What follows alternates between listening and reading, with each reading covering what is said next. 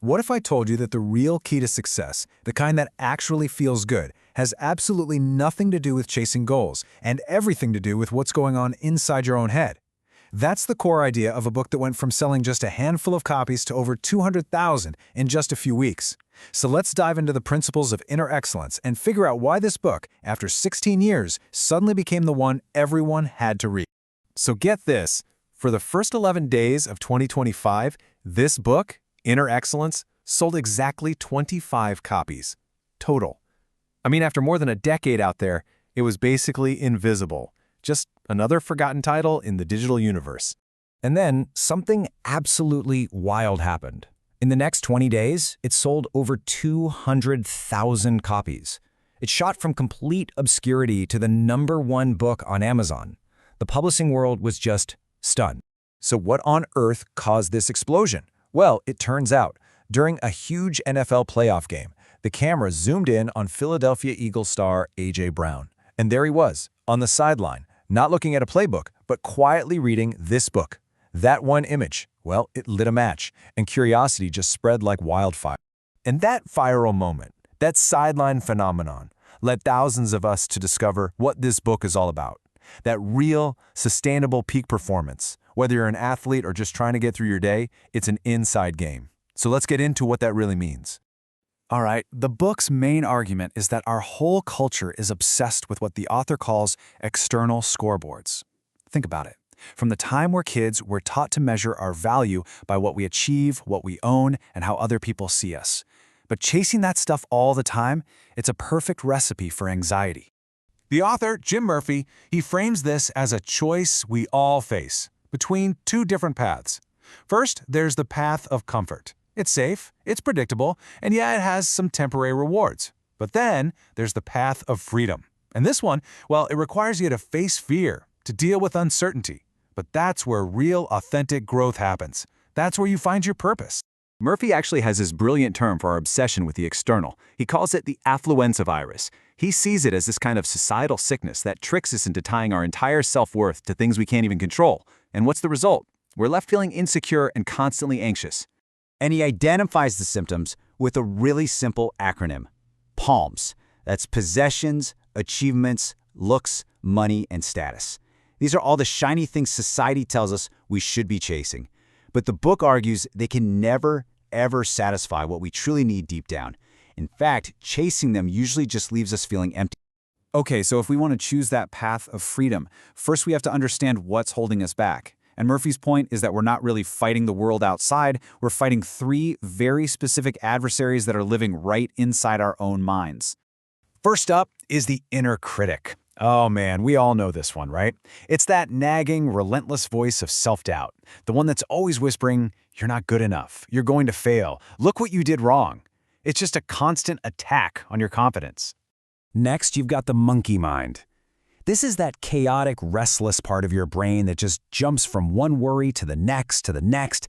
It creates this endless tornado of what-ifs and anxieties about the future, and it yanks you completely out of the present moment, trapping you in a storm of negativity. And finally, there's the most cunning of them all, the trickster. This is the part of your mind that is an absolute master at justifying procrastination. It tells you these really sophisticated, believable lies to keep you safe in your comfort zone. It'll give you 1,000 good reasons why you can't or shouldn't even try. Okay, so we're dealing with an inner critic, a monkey mind, and a trickster. That sounds like a tough fight. So how do we fight back? Well, the book doesn't just point out the problem. It gives us a really practical game plan for building the inner strength to actually walk that path of freedom. The whole solution is built on what Murphy calls the BFF framework, and it stands for belief, freedom, and focus. It all starts with actively expanding your beliefs about what you're actually capable of. Then, you cultivate freedom by learning to just enjoy the process, like a kid playing a game, without being totally paralyzed by the final outcome. And last, you develop a rock-solid focus on the present moment. So, how do you make this a real thing in your life? Well, the whole framework is built on 4 simple, daily process goals. Forget the big result for a minute. Just focus on these 4 things. 1. Give your best effort for today. 2. Stay present. 3. Practice gratitude. And 4. Focus only on the things you can actually control. That's it. And by focusing on that daily process, you start to take care of what the book calls the heart's 5 deep needs.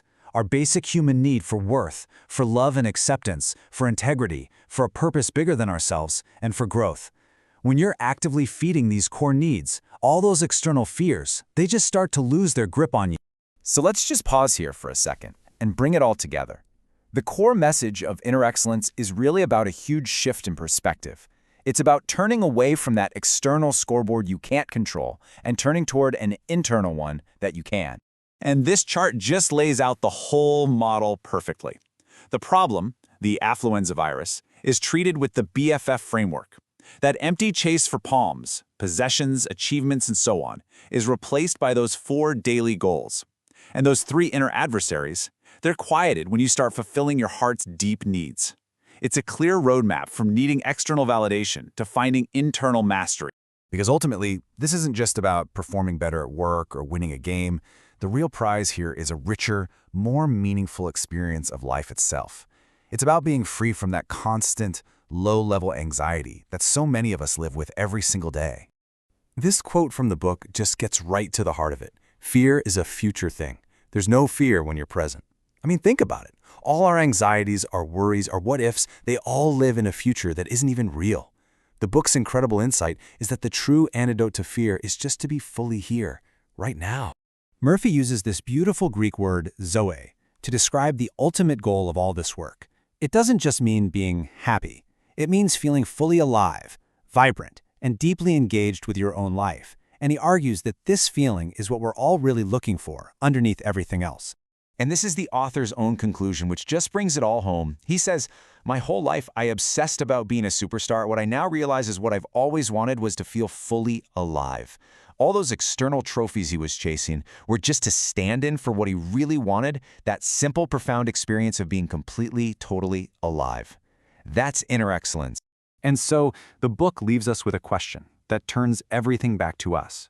It challenges us to stop measuring our lives by what we accomplish and start defining them by how we feel inside. So the question is, what does it mean for you to feel fully alive?